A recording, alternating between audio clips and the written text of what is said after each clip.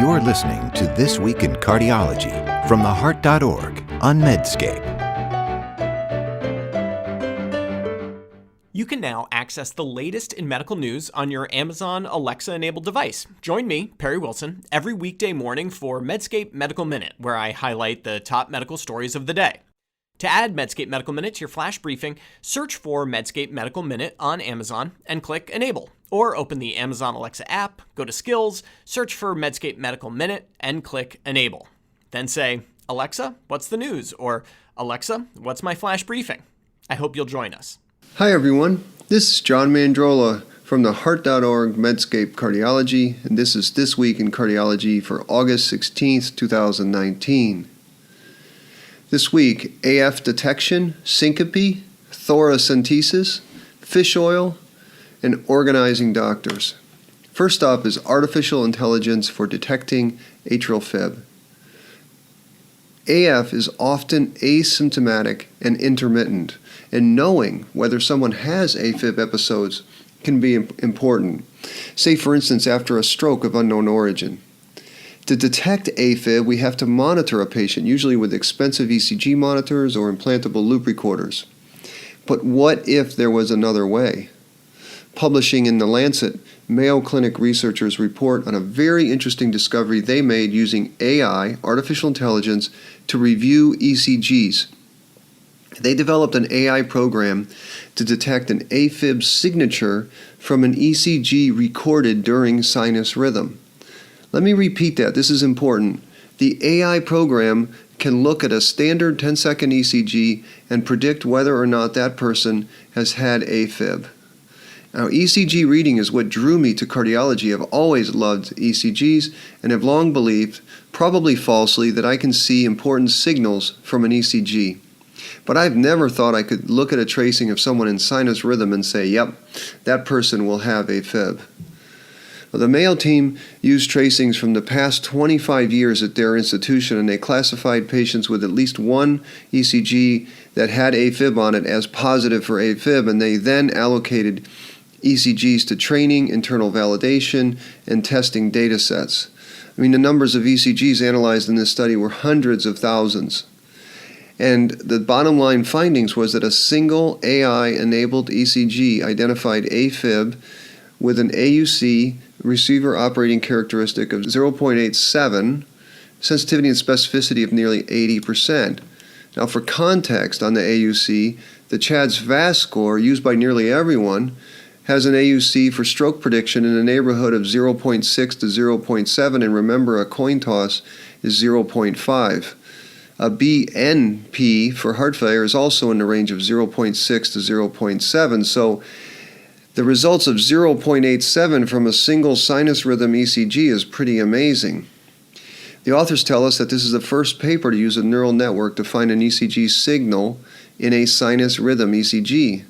And they rightly point out that many single parameters from an ECG, say P-wave amplitude, PR interval, PACs, LVH, etc., have been tested for AF prediction but have not worked out.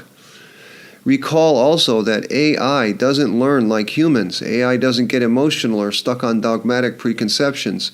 Thus, it may be able to see patterns that humans cannot. The authors also note that once a network is trained, it can be applied to any ECG and perhaps used at the point of care.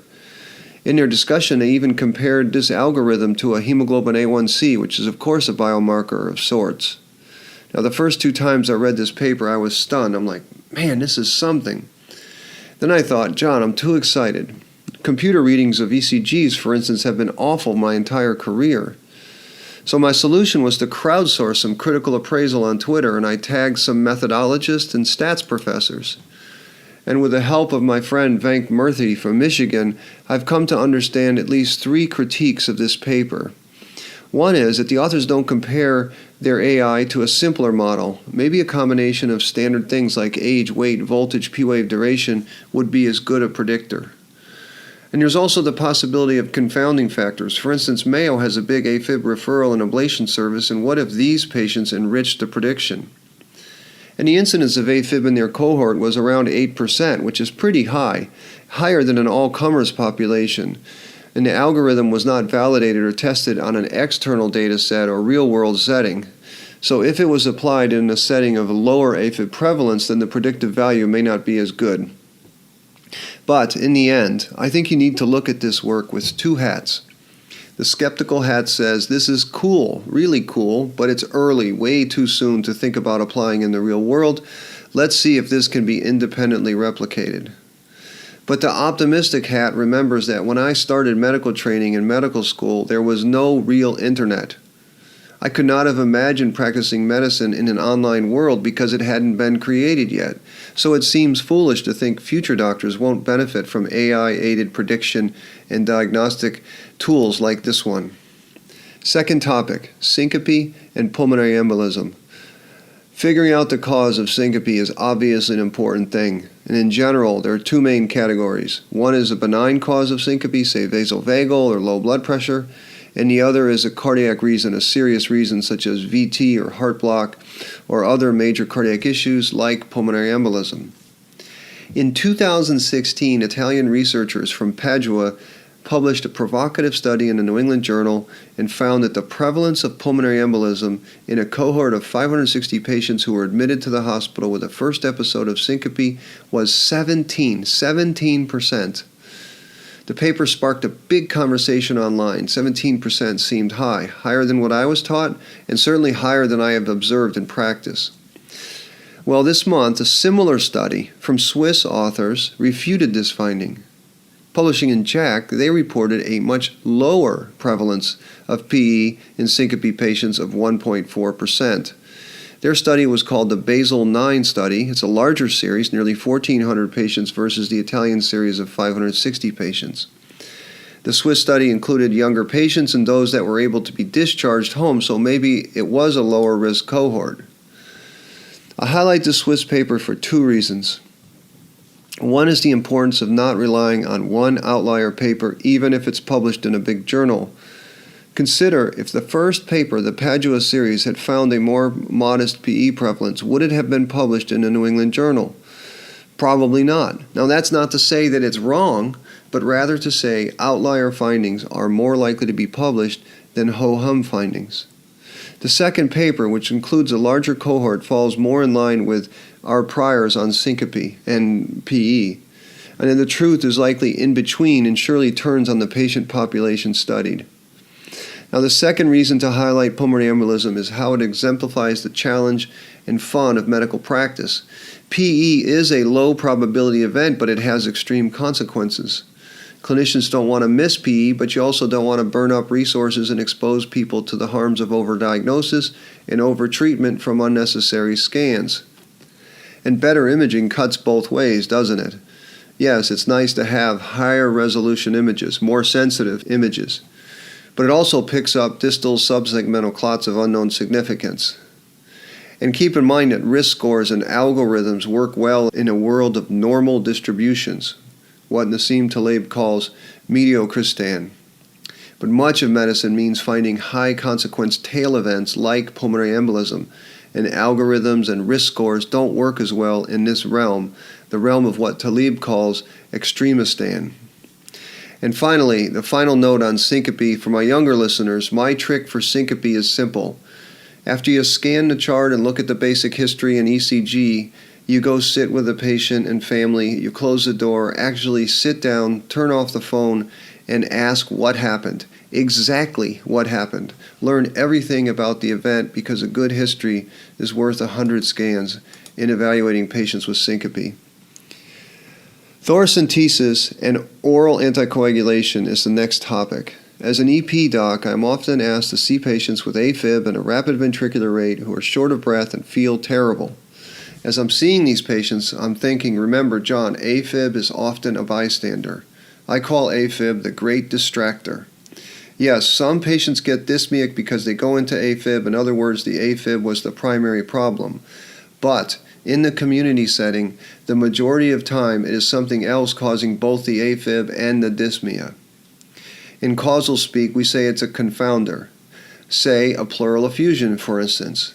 Now you can get a clue in these scenarios from, sit down for this, a basic physical exam. If you hear decreased breath sounds on one side, you get a chest x-ray. Or even more profound, if an x-ray was done, you look at it.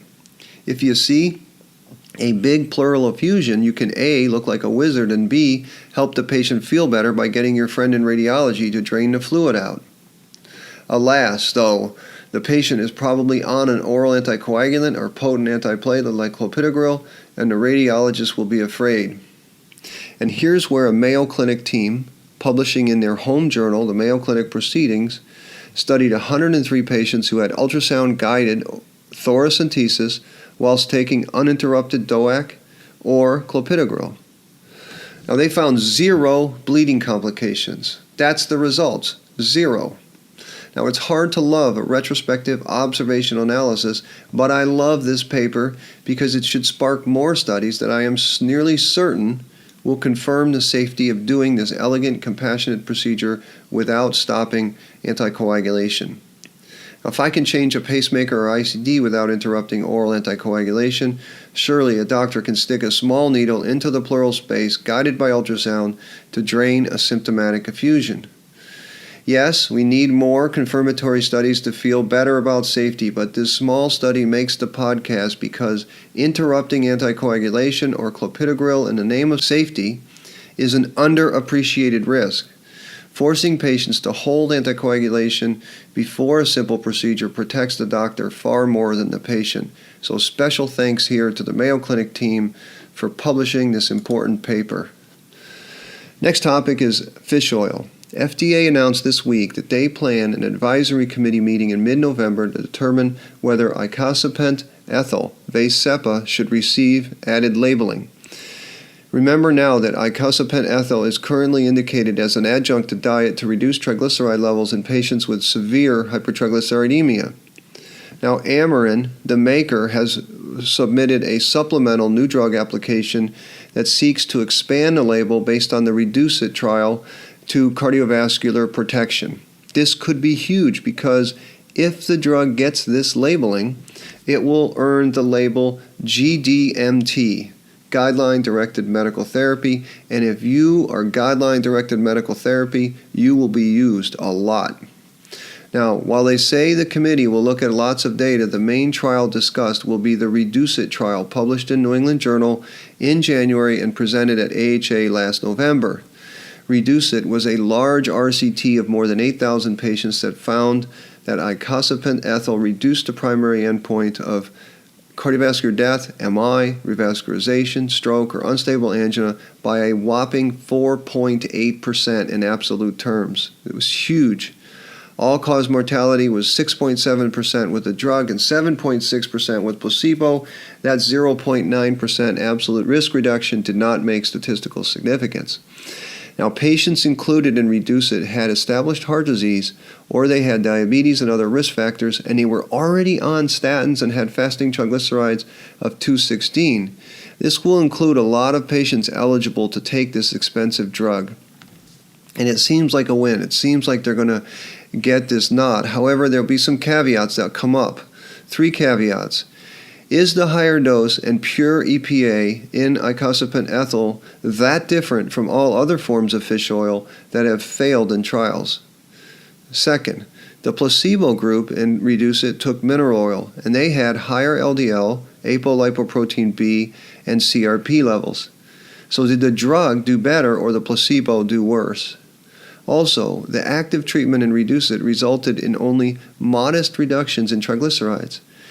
And how then does the drug reduce events by this much? Or does it even matter?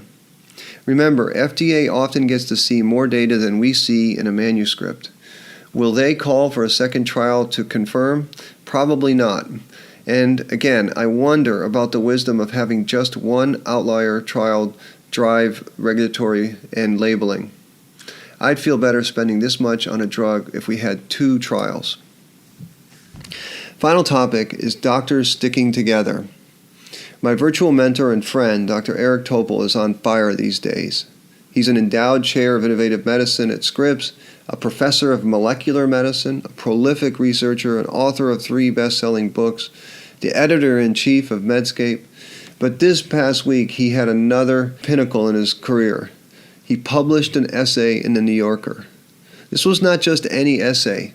It's possible that this piece becomes what fellow New Yorker author Malcolm Gladwell calls a tipping point. The idea Topol wants to launch is that it is time for doctors to organize themselves. The purpose of doing so is not to make more money, but to restore the essence of medicine, which we have let be destroyed. His essay is hard to condense in a brief podcast. Please go read it. The candor is remarkable. While I agree with all of his points, the essay is less relevant to me as it is to those just beginning their careers. I have watched the transition from professional to shift worker or producer of RVU. I've watched this happen. It's been like a slow motion wreck. I've seen good doctors punished for being good doctors. I've watched doctors yield their autonomy to administrators. Now maybe there are other ways, short of organizing, to restore the essence of medicine, but I doubt it. I hope I see the day when clinicians can be rewarded for compassion, patience, empathy, and medical conservatism. For the sake of this beautiful profession and the health of society, I hope Dr. Topol's vision is realized. So that's it for this week in cardiology. As always, I am grateful that you listened. Thank you. And remember, if you like this podcast, please tell your friends and consider subscribing and giving us a review so that other people can find us. Until next week, this is John Mandrola from the Heart.org Medscape Cardiology. You're listening to This Week in Cardiology from the Heart.org on Medscape.